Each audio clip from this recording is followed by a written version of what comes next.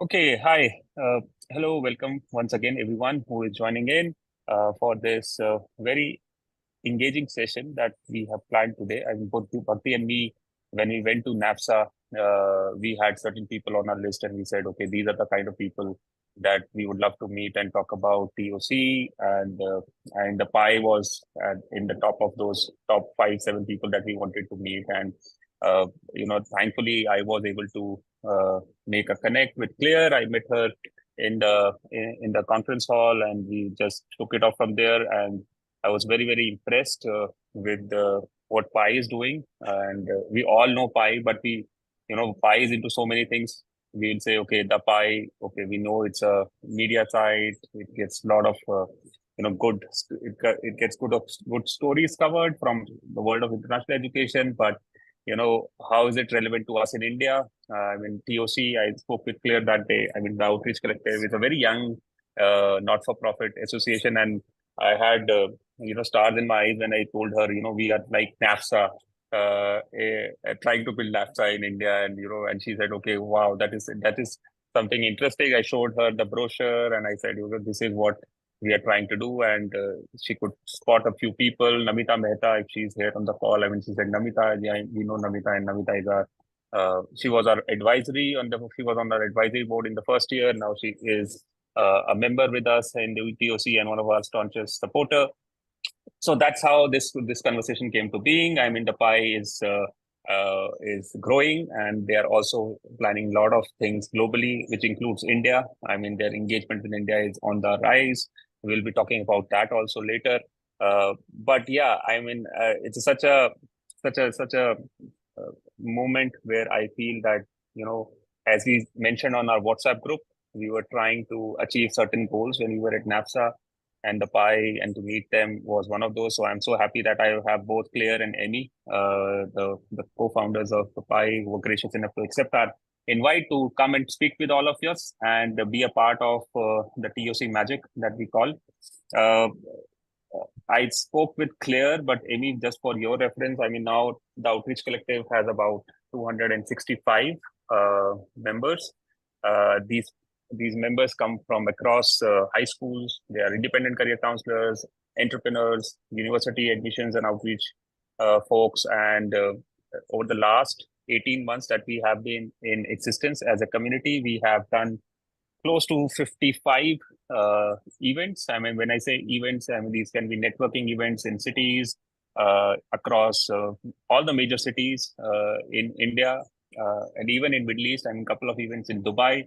We have hosted 3 learning retreats. I mean, something like NAFSA, where we invite our membership. There are about 60 to 65 people that come across, spend 2 to 3 days learning from each other and focused on the international education, career guidance, career counseling, admissions outreach landscape. Next month, we will be in Dubai. We are hosting our international retreat, the first international retreat at SPJN campus in Dubai. From 18th to 20th July, we have about 25 of us flying to Dubai to do that retreat. I mean, we are tying up with institutions there. Already we have 2 partner institutions apart from SPJN, Symbiosis and BITS Dubai, that will be also hosting us. So yeah, that's in brief what we are about. I mean, so happy to have you here with us. Why don't I give it to Claire? I mean, Claire, probably you can begin this conversation because we were the first to interact from our organizations. Yeah, well, Welcome. I mean, as Ankur said, we met at NAFSA, I guess about 3 weeks ago now, in New Orleans, and we weren't aware of TOC, so I was really interested to learn about the community and who's involved and the work that you're doing. And when Ankur said, well, can we get you on a session and meet some of our members, we were delighted to do that, to tell you a bit more about what we do at the Pi and how we can engage with you. And so you've got me and Amy today. There is a third co-founder, Jane Gillam. So as you probably know, we are a female founded and led company, something that we're proud of, and I think still stands out in this sector, which is interesting that there aren't more, but hopefully more to come. So it's great to be here, and thanks for joining. Thanks for listening. And thanks for the claps, Smriti. Oh yeah, Amy, you want to? I was going to say, I could just start by giving you the sort of reason for our existence. So the Pie was always first and foremost a media company, connecting the community, trying to find authentic content. And since then, we have grown to become also an events company. We also have a recruitment division, so we can find staff all over the world. And we were offering executive search services and the jobs board from 2011 when we launched. But really, everything we've done has always been about building the community and connecting the community with our authentic insight and our organic content. So I was a journalist, and that was one of the reasons we launched. Okay. But for us in India, I mean, we love your glamorous events that happen. I think most of us will relate from that. I mean, we keep scrolling our LinkedIn pages and we see you doing great events. I mean, some of the top people from across the industry are there at your events, and that is what the community can type in their first impressions of the Pie. I mean, I remember following the Pie since I used to work as the director for admissions and outreach at OP Jindal Global University in India. And before that with Ashoka University, I used to head their international outreach for almost 3.5 years. And at that point of time, when I used to travel for Ashoka and OP Jindal, and I used to, always keep a note of, what are the conferences that I would want to go to. I mean, IACAC, International ACAC and NAFSA and all this. I mean, the Pie was always on the list, but it never transpired that I could reach your events. But I'm hoping that will change now. But yeah, so that's the first impression that I had of the Pie, and so good to know that now you are into so many things. I mean, you will speak about that, but apart from events, you are into recruitment space. I mean, helping universities recruit talent, and apart from that, definitely the media part of Pie you cover. I think you are the only organization that covers international education in such an exhaustive manner across the world. I mean, bringing in different perspective, having, I don't think any other website does that. I mean, having country specific focused articles and news coming out for international education per se. So we are very, very happy to have you here with us. So, just a story. I mean, you said there are 3 co-founders. So how did you 3 come together? You said you were working in media, and then just a little bit about the origins of the Pie and the idea of how 3 women came together. I mean, that's an important part also. Claire, you can tell this one. I've heard you say it well before. Well, I'll talk about how we knew each other to start with. So Amy and Jane were colleagues, so they were working at the same organization back in our 20s, so in the 2000s, showing our age now. So Amy was the editor of a trade magazine for language schools and language travel agents. And Jane was sales manager of events that they used to organize. And I used to work for a language school. That was my first job in the sector. And then at a university in international marketing. And I used to attend the events that their organization organized. So we met each other as, I guess, I was a client, and then Amy and Jane were colleagues. And so that's where the relationship started. Wonderful. And in terms of the origins of the Pie, as Amy said, Amy has to take credit because the idea was Amy's and the name was Amy's. But recognize a gap in the media space in the international education world. And that there wasn't a global media brand that covered the whole of the sector. And that's all the different elements of the sector. So higher ed, schools, language, agents, ed tech, which I guess wasn't a big thing back then, but it was emerging, policy, etc. So that was always the driving idea behind the Pie and what we wanted it to be. And that is really still at the core of everything that we do, is that editorial focus on what is happening across the sector around the world. We all had our own networks from working in the sector for sort of roughly 10 years. And we used that to build the Pie when we first launched. So we built a website, which we've just redesigned. I don't know if you've been on in the last 3 weeks, but we've redesigned our website. and we now have a dedicated India section, which hopefully you will enjoy and find very useful. So we launched with our news site with a weekly newsletter, which is still published every Friday with a summary of the top stories and jobs from that week. And as Amy said, our recruitment division executive search. I would just add, it was actually going to NAFSA that probably helped inspire the idea. The first time I went to NAFSA, I just could not believe the scale and how many different organizations from all over the world were all really focused on, actually at the time, the US study abroad sector, which is actually still a smaller piece of the bigger scale of international students looking for exchange opportunities or international mobility. So yeah, NAFSA was definitely helped in the inspiration as well. I don't know how many people here have been to NAFSA. How many would you think? I don't think many. I mean, I think out of 30 people on the call, I don't think 10%. I think that's the number. If any, if we can have a quick raise of hands, people, if you have been to NAFSA, we can probably get a hang of it. But that's a good headway into another thing that I want to address here, and that's why we thought of building TOC, because going all the way across 7 seas to attend a conference in NAFSA for 4 days it's taxing, and it is tough on terms of resources. I mean, it's not cheap to go across 7 seas, flights and hotels and conference attendee cost. It's all adds up, and that's why when me and Bhakti, I mean, as co-founders, I mean, Bhakti and me are also contemporaries. Something as you and Claire mentioned. I mean, both of us also used to engage pretty well professionally, because we started our careers in education across at the same time. And when we used to travel across the world, and we were privileged enough to work for organizations that could fund us to travel to conferences in Korea and US and all these places.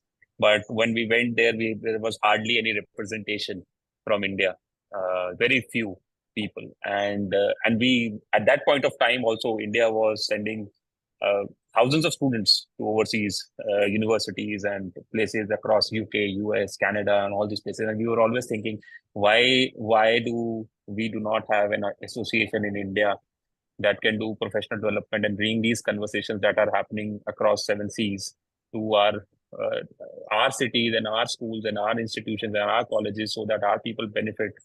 So I think that's a good point. Not many people are able to afford to go to NAFSA. I mean, NAFSA was my first time. I mean, it was the first time for me to go to NAFSA. I worked in international education in India for last 17 years.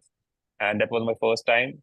I could only go to one conference a year as per my university policy. And I chose to always go to international ACAC. I mean, I attended 5 or 6 conferences. That's the association I used to engage with. But yeah, people used to tell me, NAFSA is a huge conference. You go there. I mean, there are thousands of people. And this was my first time. And I really saw it in action. I mean, that's like next level. It is. It's crazy scale, isn't it? It is. And, again, Bhakti is not here, but we would have shared our story there. When we reached there, I mean, it was like a dream come true for both me and Bhakti. And we were always saying, we'll build NAFSA here. But when we went there and we saw the scale of it, I said, we have a lot of work to do. When you're saying that we'll build NAFSA, I said, okay, these people are doing so many things across. I mean, they're so big in US. Internally, they have their own structures in place. The entire association is run professionally. Then I went to the NAFSA bookstore, bought this book, The History of NAFSA here. I'm reading this. I mean, it talks about how NAFSA was built, and so I mean, a lot of work for us in TOC. I'm so glad that we could be there and be a part of that experience. But yeah, coming to you, I mean, the Pie, and there were a few questions that we had around your origins and the journey. You were founded in 2011. It's been more than a decade now. I'm sure there will be ups and downs, and there will be challenges. There will be high points. There will be low points. If any, I mean, there were a couple of questions that both me and Bhakti thought about, from a all-female co-founders perspective. I mean, all 3 of you are women, and then we really wanted to bring some element of that information also in this conversation. What would you like to highlight from that aspect of the Pie? So I would say to build a media organization, one of the big challenges is that you want to be everywhere. I mean, what we've done very well from day one is going to events actually and meeting people like yourselves, but meeting people, asking them what's happening in their markets. Sachin, I don't know if you're trying to, he's not speaking to us, is he? No. No, Sorry, no. I'm speaking, but he's muted. Yeah, so it was trying to be everywhere and really build authentic relationships with people all around the world working in similar industries, whether that is schools, higher education, and as Claire mentioned, agents. So the recruitment agents had never really been talked about in education media that we could really see, certainly for universities reading, and we felt like they were an essential part of the ecosystem. So that was a challenge, but then the bonus was being a media organization where I had a name already. I had been working in the sector as an editor, so I had a lot of connections already. So we did find that we were offered media passes. So the challenge was being everywhere. So we obviously had to invest a lot in travel and spend a lot of money just being out and about. But we were often able to access events for free. So for NAF, for example, the first NAFSA we went to, we were there as a media pass, which means you don't pay. So that's the sort of challenge, but also the benefit of being a media operator. Wow, I didn't know that. Yeah, I mean, that's a lot of the big conferences, they will give you a media pass for free in return for you talking about the event and giving them more exposure. So, wow. but you have to have a brand name that they recognize to be able to get the media pass. So I think the very, very first year I went, I told them I was building the Pie. They knew me anyway, but they said, sorry, we're not live yet. So the very, very first year I had to get a freelance pass to work for The Guardian. So The Guardian commissioned me to write a piece and then they let me in. But yeah, so that was a challenge, but also challenge which I think we managed to get around. And then another challenge, I would say, relating to us being female founders, which potentially worked in our favor, was the fact that I was often invited to speak on panels from a fairly early point in our journey. And I honestly think that was because there were fewer women to ask to be on panels to talk about the sector. So there's an expression which comes from Australia, which Claire and I like, which is a manel, which is an all-man panel. And in Australia in particular, people are really against manels. There's like a ban on manels. They're like, and you'll have guys who say, I'm not going to be on that if that's a manel. So there is quite a lot of work around making sure there's a diverse representation on panels. But certainly back in 2012, 2013, I was often being asked to speak, and I often found myself thinking, I'm pretty sure you're only inviting me because I'm female, but I'm going. So that helped us amplify our exposure in the early days. Yeah, and I think just following on from that, it gave us a public face. Yeah. And I think some media brands, there isn't a kind of public face to them. You know, you see the website, you read the news, the articles, but you don't know who is behind it. And I think that's something that as people, you know, we like talking to people. We've been out there and we've networked as much as we can over the last 13 years. But that, I think, has also really helped us to build the brand and for people to trust us and what we do, because they can relate to us. Absolutely. And that is so true. I mean, Claire, that's a very important thing that you mentioned. I mean, the Pie has a face and all of you are seen and trusted. And I think that, and when Amy was mentioning the initial few years, she used to get invited to panels and NAFSA. I mean, that's the trust that, all three of you would have built in the market, in the larger sector where you used to be invited. Okay, so yeah, there is a comment. Let's take that comment. Okay, so Pooja is saying that she also heard Amy and then Pie. Yeah, perfect. So I mean, all of you please feel free to type in your experiences with the Pie and when did you. If you have any remarks or questions, we are happy to take them. Thank you, Pooja, for sharing your comment here. I was just going to say, I just want to say one thing, Anko, about building our team, because that's been obviously a key element of where we are today. Is, you know, you had us as founders and we had a vision about what we wanted to build and what we wanted to achieve. But then obviously there's only so much that 3 people could do. So very early, I mean, we hired a first journalist, was our first employee on the team, who was writing our content alongside Amy. But finding people who could buy into our vision, I suppose, was a challenge, but also a great opportunity. And I think we feel that we've been very lucky with people that have worked and continue to work for us, and that they are, they have become also public faces in the sector, in their own rights, and then being affiliated with the Pie. So that has also then enabled us to expand our reach and our network.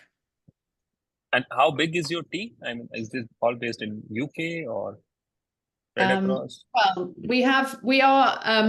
we've got about 30 people in total, but we do have quite a high number of part-time staff because we are a very flexible employer.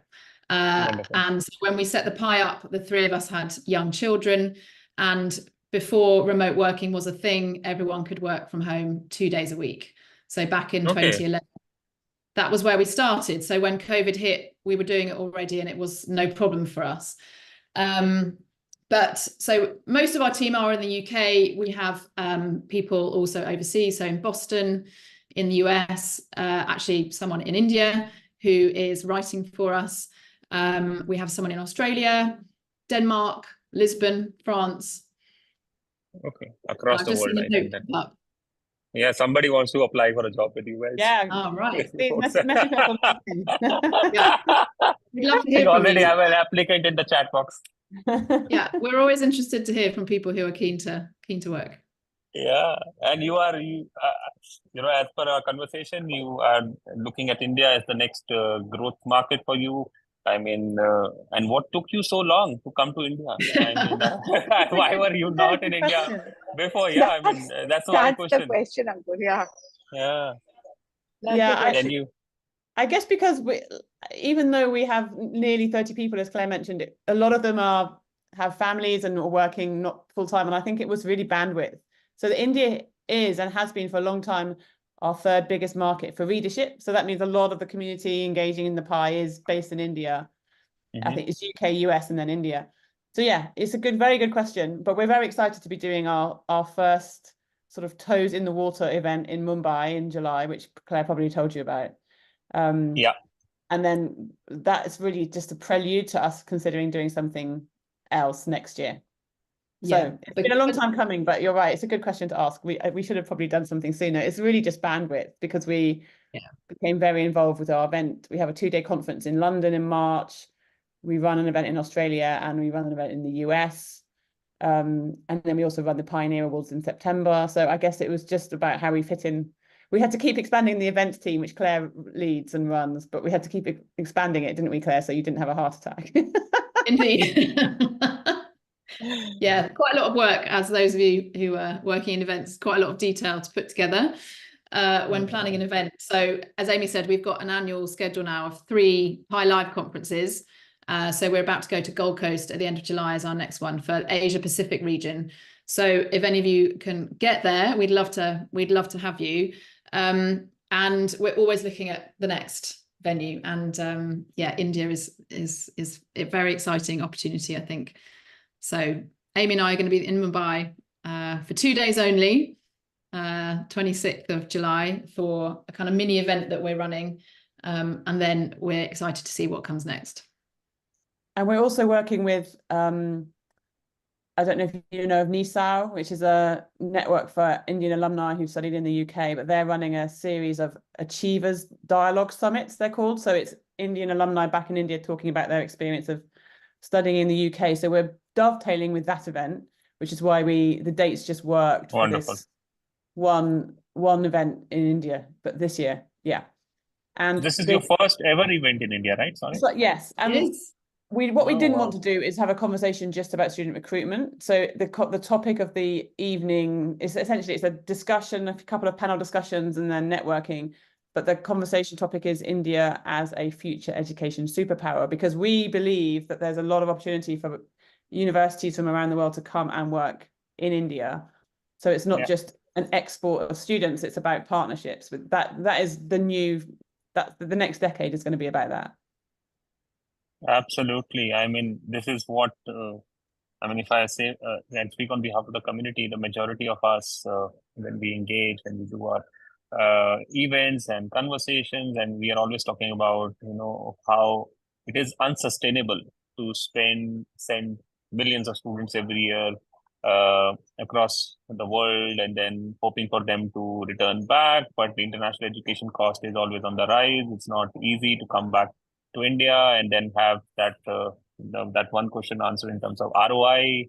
I mean, how do you pay in dollars or francs or whatever, and then earn in rupees, and then what is the conversion like? So the families also, when we counsel them, are always apprehensive. So I think, Amy, you are absolutely correct. I mean, even the Indian government now with the new education policy is encouraging more and more international universities to enter collaborations with Indian institutions. Indian institutions are being asked to enter more and more collaborations. I mean, 2+2 programs, summer program collaborations, faculty exchange, a lot of exciting things are happening. I mean, you would have heard about the Gift City in Ahmedabad, where we have 2 Australian universities that have set up campuses, and so a lot is happening. And I think great time for the Pie to be here and be a part of the action. And we'd love to see you more of both of you and others from your team here in India. All the best for that event. Claire, if you can just probably share a link in the chat box for people that are listening in, or you can just talk about it for a couple of minutes, and how can people register for it? Or let me find the link and share it with you. It is actually going to be quite a small event, but let me just share the link so you can look at it while I speak. Just for everybody's perspective. But as we said, this is really a kind of a test, kind of dipping our toes in the water to see what comes next, and that would be on a bigger scale. So we are, as Amy said, looking at India as the next education superpower. So we're aiming to have a mix of Indian and overseas institutions represented. You can see we've got some sponsors there, and working in affiliation with NISAO. Oh, here we go. Yeah, I can share the screen there. So I think the timing is interesting. Everyone says the monsoon and the traffic in Mumbai might be a challenge for us, but we're happy to take that on. Yeah. So we've also got Harjinder Kang, who is the Trade Commissioner for Western India. Excited to have him, and Atul from Shalini University. Yeah. Some may know. Shalini was our first retreat partner, by the way, for TOC. So Atul hosted us in his campus, and we had a great time there. So great to see him there. Yeah. And he's actually hopefully coming on to our event in the Gold Coast, which is a couple of days later. Yeah. He's amazing. He's one of our all-stars in India in the higher education space. Yeah.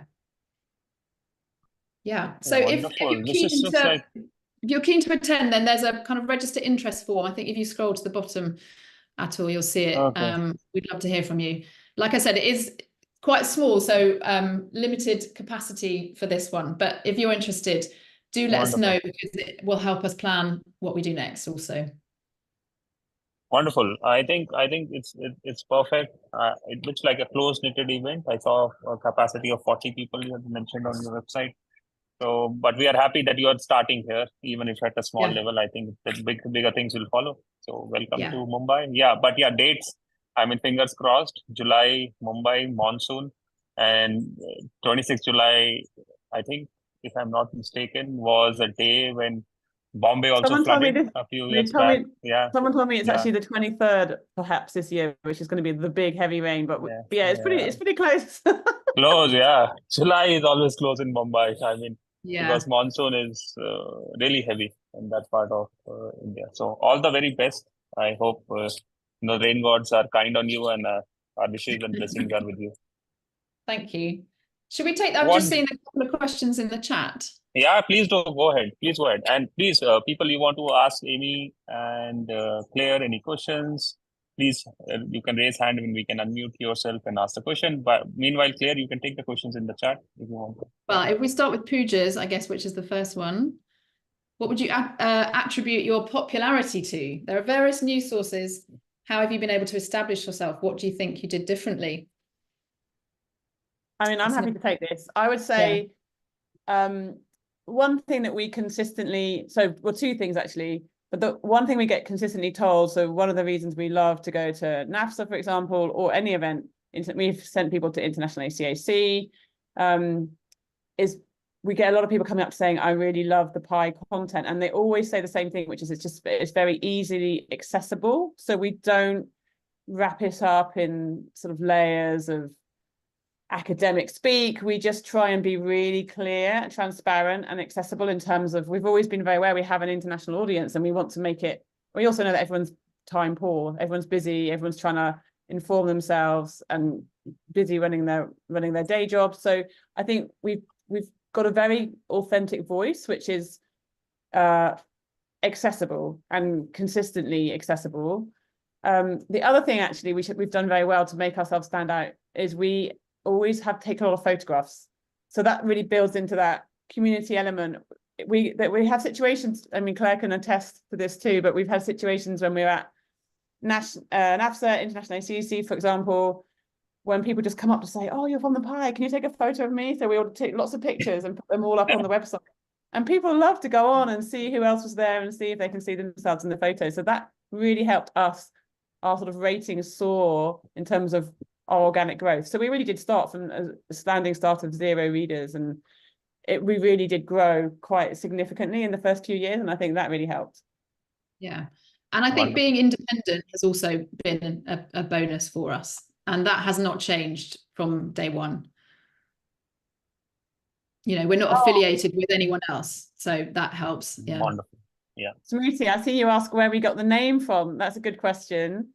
Spent a long time trying to come up with a good name. And I was actually road testing a lot of names with my 2 brothers. I'm a triplet, and they were very supportive of my idea. And I kept giving them names and they kept saying, no, no, no. And then I really tried to come up with a strap line which covered everyone who we were trying to write for. So I ended up coming up with professionals in international education, because I was like, that's who this is for. Anyone who's working in international education in any realm or guise, that's who we want to engage with our site.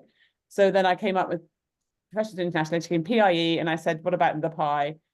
And they were like, that's it. It just sticks in the brain, doesn't it? Yeah, it does. Now that you have spoken about it. And it took me a year to realize that someone pointed out my surname is Baker. They were like, oh, so you baked the pie. That's a good one, yeah. I hadn't even seen the connection. I love it, yeah. Oh, wonderful. Okay, can we take the next question? Lots of questions now. So Yeah.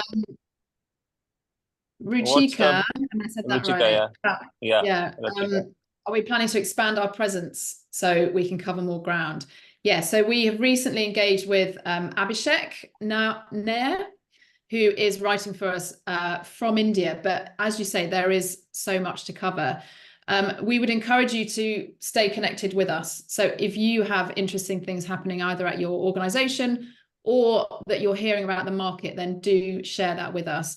We also, on our website, I'll share the link with you, but we have a new voices section, which is dedicated to sharing other voices from the sector beyond our own editorial team. And if you're keen to write something for that, we'd love to hear from you. So let me just pull up that link and you can see what I'm talking about. I have to share Abhishek's email as well. So he is full-time working for Mumbai, and that was just this year. So yeah, he is also someone to reach out to with any ideas for stories. There we go. So that's the page, the voices page. And I'm going to share, if you get in touch with editorial@thepienews.com. And, you know, if there's so much growth opportunity, and we're always looking at scaling the business and getting more voices and more content. So it may well be that we add to that. We add to Abhishek. Wonderful. And I'm sure you will. And Hardik, I can see you asking, how do you manage sponsored content versus editorial content? I mean, we basically disclose any content which is sponsored. It's very clearly signposted as sponsored content, but they can still be very successful. So some of our clients really enjoy working with us to position themselves as thought leaders through an op-ed, which would be sponsored, and we would always disclose that.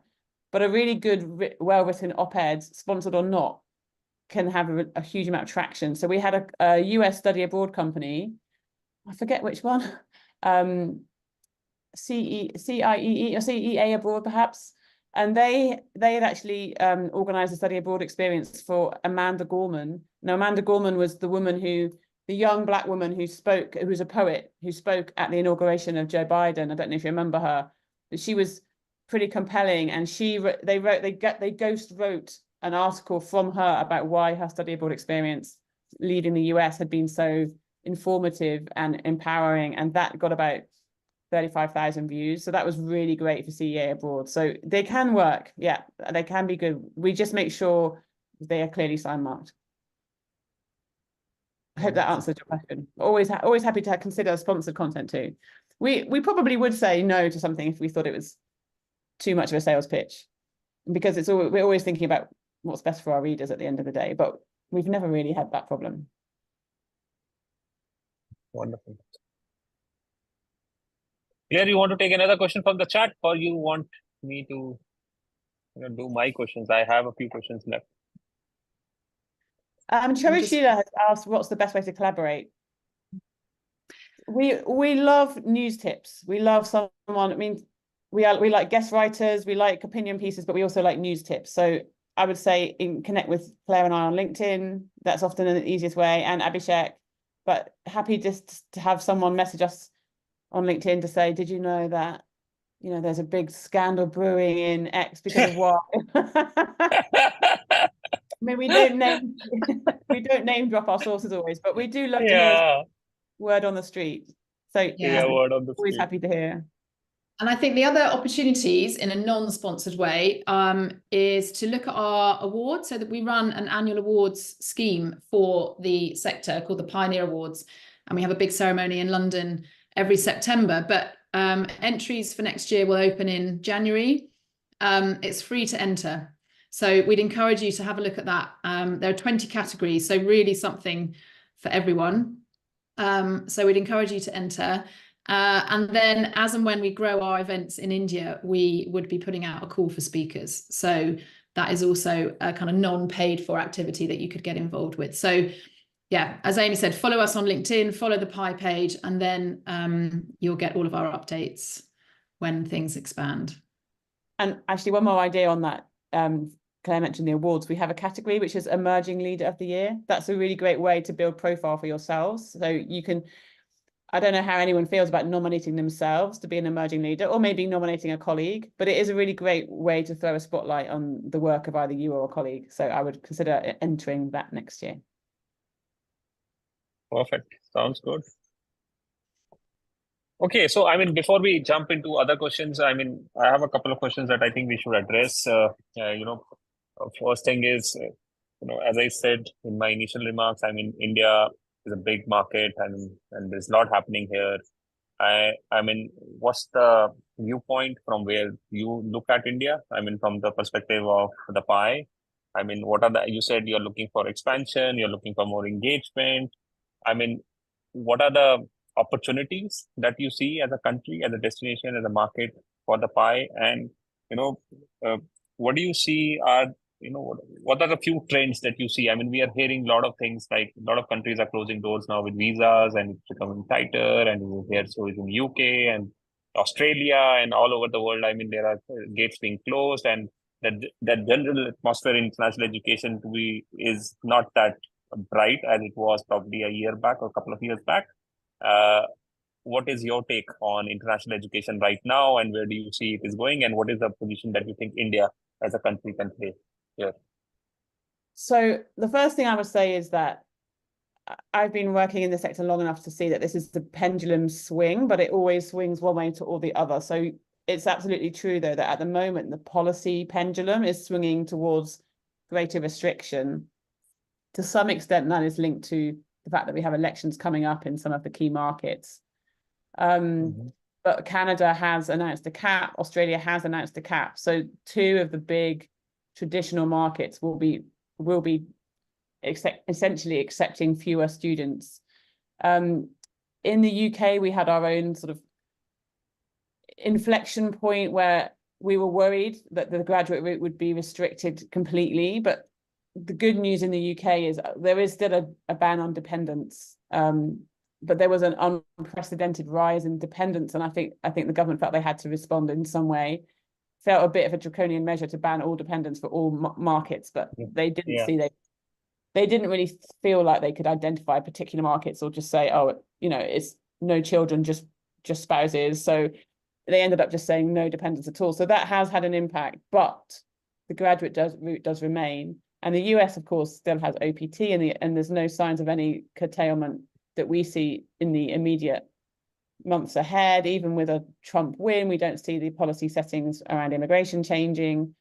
So I don't think it will ultimately dampen demand. I think it just means that students will be looking at other destinations. I think Australia, I mean, the doors are still open. You can still go and enter Canada or Australia, but I think in general, students might be looking at, when they're looking at 2 or 3 destinations and considering where they go, maybe they won't consider one of those 2 markets, or they'll just be a little bit more considered in where they apply. But I think there are other countries. Germany gets mentioned a lot, France, Ireland, and of course we have a lot of opportunity in other countries closer to India. So there's also a lot of activity in Singapore and Malaysia.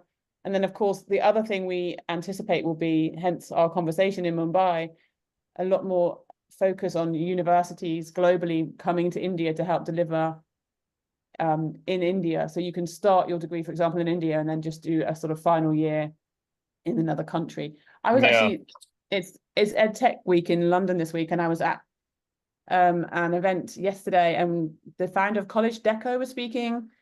I mean, he was pointing out that there's still a 25% enrollment rate at higher education in India. So there is a huge gap in capacity. So there are definitely, there will always be some demand to travel abroad because there's just not enough capacity right now in India. But that also means an evolution in the way people consider online as a hybrid. So that's what we consider too as another trend, will be increasing amount of effort from institutions to deliver in an affordable and accessible way in India.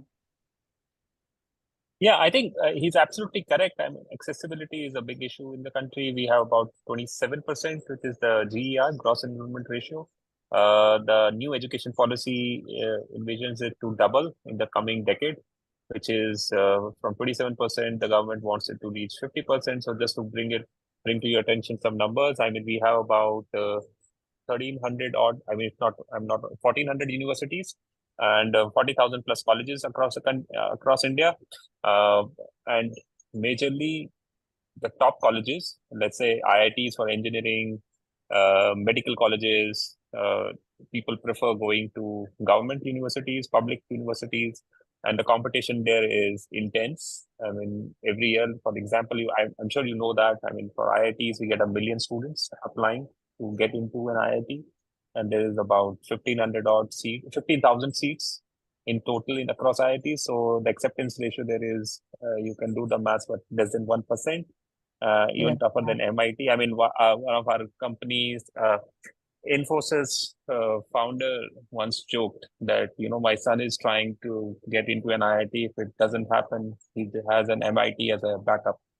So it's easier. It's about a decade back, and there's a video of him saying that. I mean, that's easier to get into MIT than to IIT, and similar is the situation. And then with the growing economy in India, there is a lot more demand for education as people, you know, travel up the social hierarchy, the financial hierarchy, and education is up there as the number one priority for families to get their children educated, and that's why you see people taking loans and selling off their land and just trying to, I mean, the education is very, very important. So there is definitely going to be demand. There is definitely going to be, you know, the problem also in our country is a little bit in terms of once you go down the ladder, the quality of education in majority of our colleges is still not there. And that is what forces people who may not be able to get into an IIT, let's say top 30, 40 institutions or 50 institutions in the country for engineering, to look for options abroad. And that's why you see US, UK, Canada, Australia, all these places, you know, and now all over Europe, I mean, Germany, France, Cyprus, I mean, you name it. I mean, they have an India office or an India representative. You may not even have heard about the city where you are from, but yeah, there are smaller cities in India which have offices from European universities, medical universities. Amazing. So, I mean, India is a growth market for sure. And with the elections now out of the way and the government coming back to power, then a lot of the, because it is also dependent on the government in power. And now we just concluded our elections and the last government has continued. So the new education policy that was brought into 2020 essentially will continue for the next 5 years. So that's a stability. And that's why you also think that for next 5 years, people should come and invest in the country for sure. Yeah. Yeah. Perfect. Thank you so much for sharing your thoughts on India and international education, Amy. Anybody, we still have about 8 minutes left on this call. Anybody would like to chime in with their comment for Amy or Claire, or any questions, please type in or raise your hand. We'd love to take it. Yeah.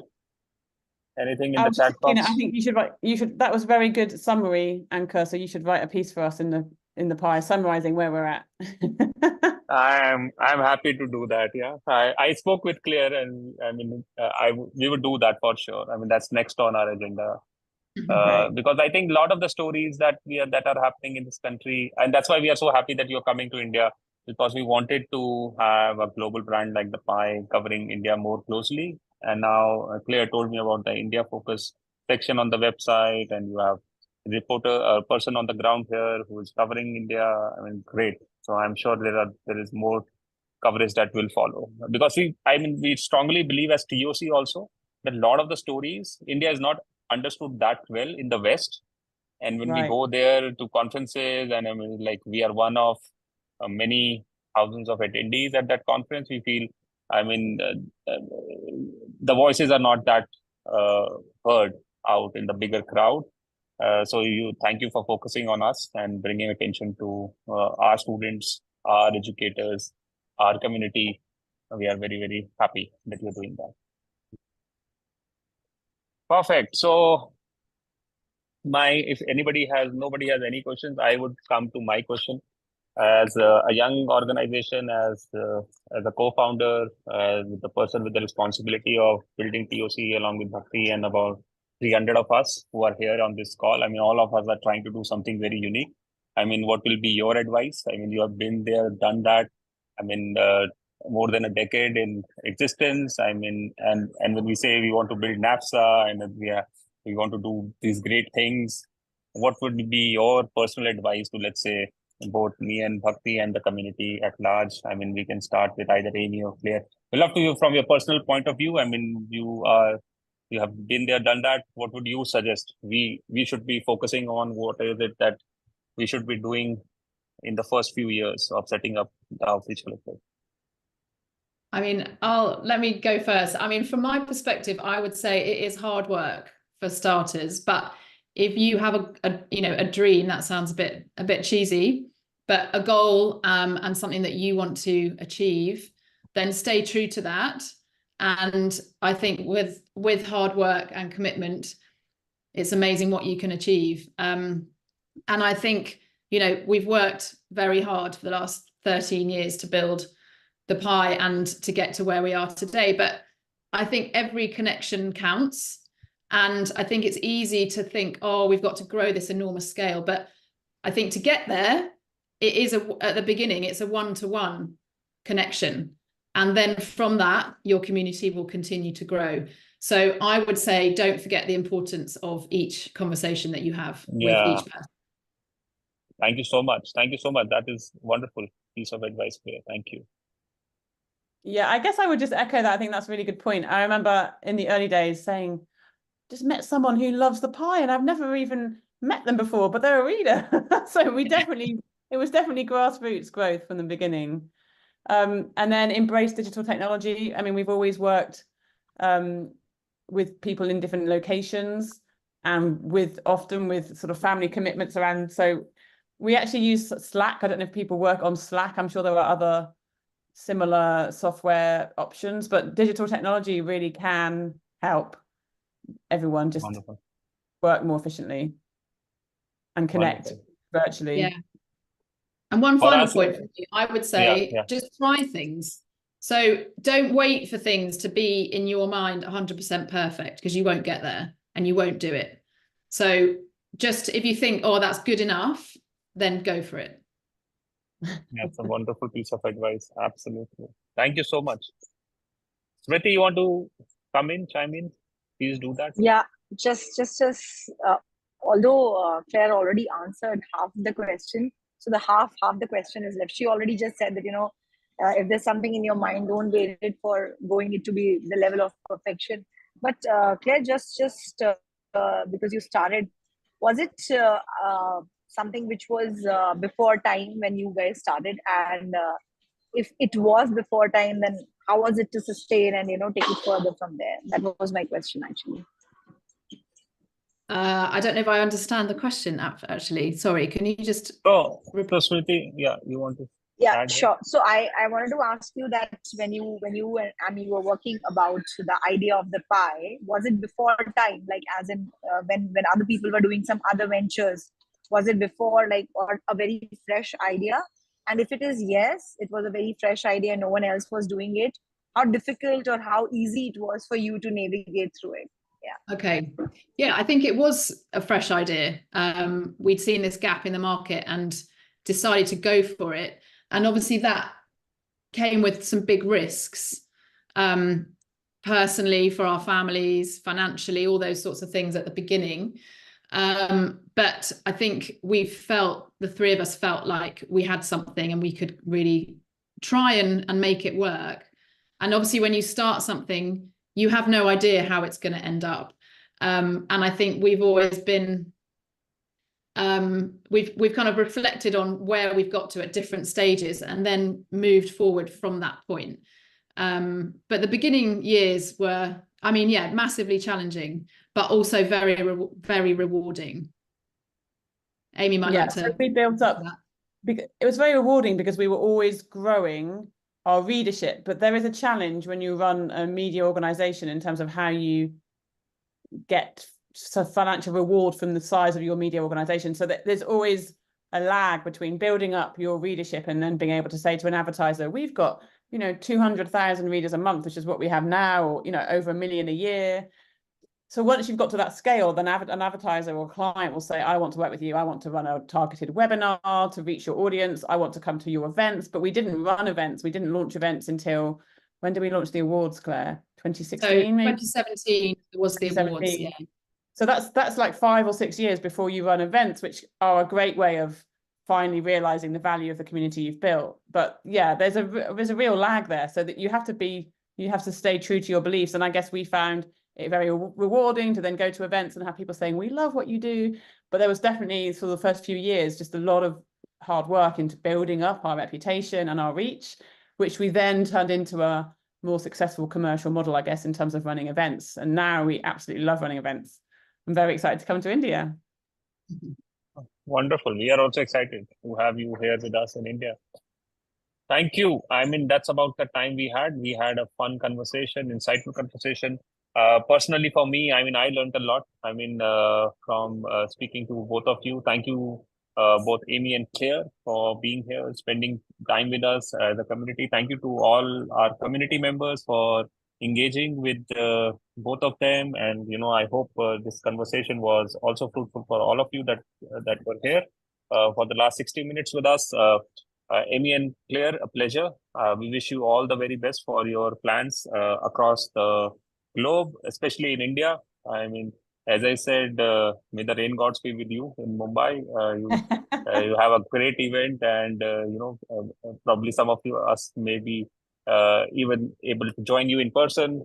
Let's see where it goes, but I'm sure good things will start happening from 26th of July, and we'll have seen more and more of you in our cities in India, and helping our students navigate international education and bringing out true, authentic stories from this part of the world on a more regular basis. Thank you from both Bhakti and me. Unfortunately, Bhakti just messaged me on WhatsApp. She just landed. She was not able to make it, but nonetheless, amazing. And we hope to see you again very soon. Thank you. Thank you, everyone. Bye-bye. Thank you so much. Thanks for having us. Thank you. Thank you. Bye-bye. Bye. Bye.